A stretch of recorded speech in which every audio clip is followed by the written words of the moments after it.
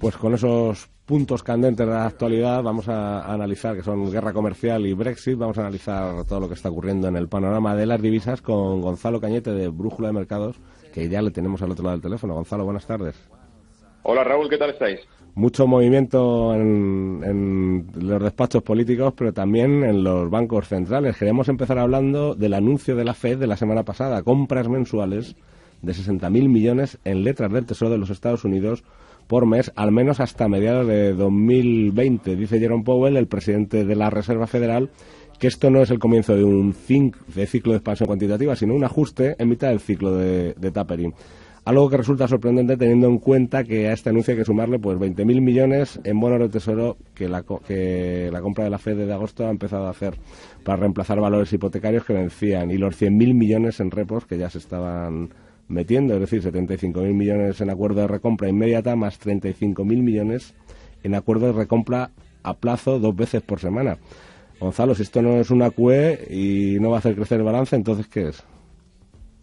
Fíjate que la QE, como tal, la última, la Q3 que hicieron, la última fase de quantitative easing de aumento del balance de la Reserva Federal, en sus mejores momentos eran 85.000 millones de dólares de compras mensuales.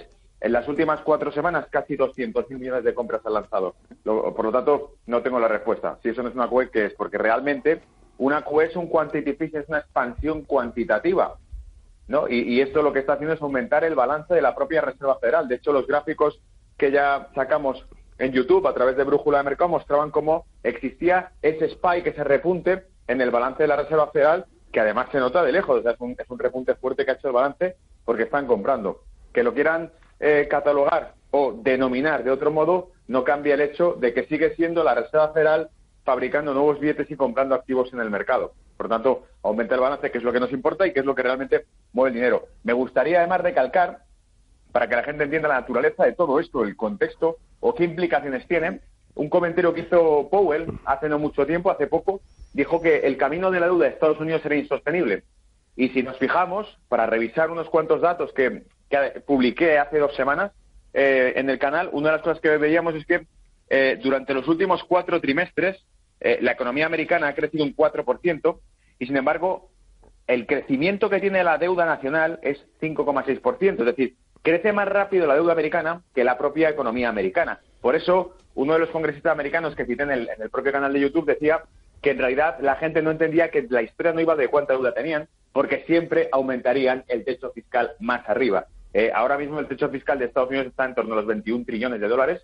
Imagínate hasta qué cifras monstruosas se podrá llegar esto cuando cada vez que tienen que gastar más pasta para mantener el ritmo, lo que hacen es un pacto implícito entre demócratas y republicanos, les permite endeudarse por más dinero a la mayor economía del mundo, que es la que más deuda acumula del mundo también, top récord. O sea, estamos viviendo un récord histórico en la deuda norteamericana, en lo que se refiere a la expansión más larga de la historia de su economía. De hecho, el origen de todas estas inyecciones al mercado de la FED tiene que ver con la necesidad de financiación del gobierno, ¿no?, americano, entiendo, ¿no?, del último cuatrimestre.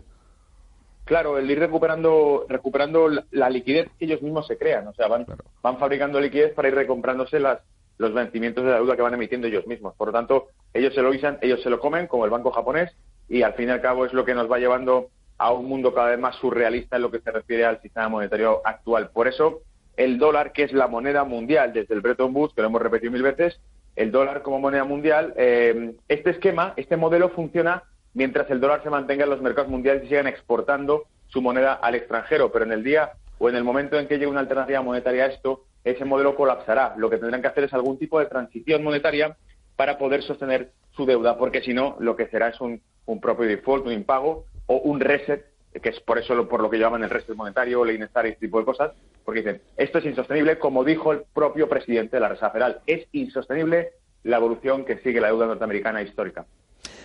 Buenas tardes, Gonzalo.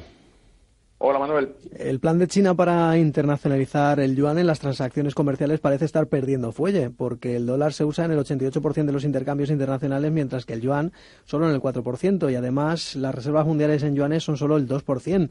Los depósitos en Hong Kong en el renminbi han caído desde su máximo de 2014 a 1/3, y los bonos en esta divisa valen la mitad de lo que valían en 2015. ¿Han perdido la batalla el yuan por la internacionalización de la divisa frente al billete verde, definitivamente? Yo creo que no lo ha perdido. Desde luego tienen que ser realistas. El yuan sabe que está muy lejos de ser una moneda de reserva internacional por encima del resto. Es decir, tiene, como decía el propio informe que hizo en 2016 el CFR, el Country for Foreign Relations de Estados Unidos, hizo un informe que es un organismo geopolítico, es un organismo que no va precisamente de economía, sino que va de relaciones exteriores de Estados Unidos y la agenda de Estados Unidos con el resto del mundo. Pues este organismo hizo un reporte explicando por qué el renminbi, el yuan, no sería nunca una amenaza para el dólar y que, además, tardaría muchos años en conseguir tener la segunda posición si es que alguna vez alcanzaba a esa segunda posición, que es el euro. Y ni el propio euro ha conseguido mantener sus expectativas en los mercados internacionales, porque el euro en 2009 constituía casi el 30% de las reservas de los bancos centrales y hoy en día está en torno al 20%, o sea que el peso de reserva lo ha perdido también el euro. Quiero decir con esto, el dólar es la moneda de reserva mundial y cada vez que las cosas se ponen complicadas aumenta su demanda porque lo que ven es que sigue siendo un refugio, la primera economía del mundo, la que tiene el mayor ejército del mundo con la mayor tecnología y que por lo tanto están bien atrincherados, parapetados para resistir en el peor escenario posible en cualquier tipo de escenario internacional. Por eso el dólar sigue siendo esa moneda que es muy difícil de destronar, pese a las cosas o a los intentos que haga Donald Trump a través del Twitter, llamando patética a la Reserva Federal, y sin embargo el dólar sigue en sus 13, se fortalece pese a las bajas de tipos. No diría tampoco que ha perdido la batalla China, porque si nos fijamos su estrategia realmente sigue funcionando. Había dos cosas que quería hacer China: desdolarizarse, por eso casi todos los pactos que ha ido haciendo en Asia, e incluido con Rusia, son el uso del renminbi, el uso del yuan en las transacciones comerciales que tienen con China. Es decir, si tú quieres comerciar conmigo, estupendo, pero tenemos que hacerlo sin dólares por medio. Vale, estupendo, lo hacemos. Y el aumento de las reservas de oro. Por tanto, yo creo que esa es la agenda que lleva China. China sabe que el yuan tarde o temprano tendrá un peso importante, se irá incrementando. ¿Por qué? Porque sencillamente la lógica les acabará dando la razón. Van comprando el dinero más antiguo que existe en toda la humanidad, que es el oro. Más de 5.000 años ha constituido dinero y ellos van comprándolo desde hace más de una década a mansalva. Están comprando constantemente y es oro que posee el Banco Popular de China, no oro que poseen manos extranjeras dentro del Banco Popular de China, que es lo que pasa con la Reserva Federal. Y queríamos hablar también, Gonzalo, del dólar de Hong Kong, precisamente una de las divisas que tiene pegado el cambio al dólar americano, ¿no? Los bajistas han estado merodeando sobre el futuro cadáver del tipo de cambio del dólar hongkonés, el Hongki, que está pegado al billete verde, ¿no? Fondos de cobertura como Heyman Capital han apostado contra el Hongki y pensaron que los disturbios que ha habido estas semanas atrás pues estimularían una fuga de capitales, ¿no? Y elevarían las tasas de interés, forzando al abandono de esta política monetaria que ha respaldado la economía de Hong Kong durante más de 3 décadas. ¿Por qué ha resistido el dólar de Hong Kong? Porque creo que esta operación ya la intentó en su día George Soros en 1998 y tampoco pudo con el Hongki, ¿no? Queremos saber un poco que nos explicas por qué ha resistido el dólar de Hong Kong y qué sentido tiene tener un tipo de cambio pegado al dólar americano y si crees que esto va a resistir mucho en el futuro. Bueno, lleva ya más de, como tú has dicho, desde los 80 lleva vinculado con un rango que no pasa de 7,65 a 7,85 en dólar contra dólar hongkonés, o sea que en realidad la fluctuación que ha tenido es mínima, muy baja desde entonces porque está intervenido, pero la razón por la que ha resistido yo creo que es porque sigue siendo un punto geoestratégico muy importante de la China colonial y por lo tanto van a mantener lo que haga falta en Hong Kong, o sea, tienen que tener muy, muy, muy calibrado lo que sucede en Hong Kong y cómo lo intervienen. Y económicamente hablando, yo creo que porque el hecho de que se vincule con el propio dólar tiene sus pros y sus contras. La inestabilidad que puedan tener interna, por otro lado, hace que al estar vinculado con el dólar está especialmente fuerte durante los últimos, prácticamente el último año, los últimos 6 meses está el dólar en una senda que, como decíamos, se atrinchera. El riesgo internacional se mete en bono americano o en mercado americano porque ve que tira, mientras que el mercado europeo no es opción. Entonces, en este caso, al estar vinculado con el propio dólar,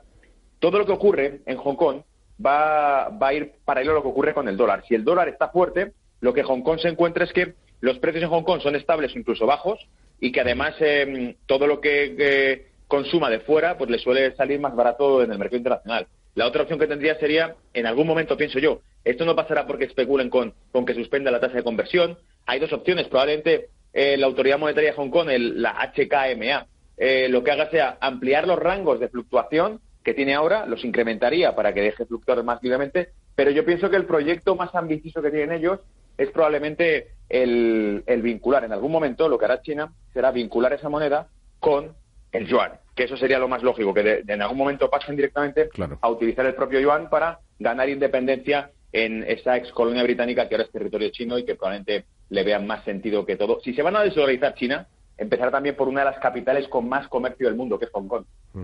Pues eso está claro, que incluso esos conflictos pueden estar ahí detrás de ese intento de China, ¿no? De imponer su divisa a Hong Kong, pero que será una cosa que veremos más a largo plazo. Gonzalo, que muchas gracias por haber estado un miércoles más aquí con nosotros, y ya tendremos ocasión de hablar más contigo de el Brexit y la guerra comercial y otras cosas que andan por ahí dando vueltas en el ambiente de las divisas. Estupendo, gracias a vosotros por contar conmigo. Adiós.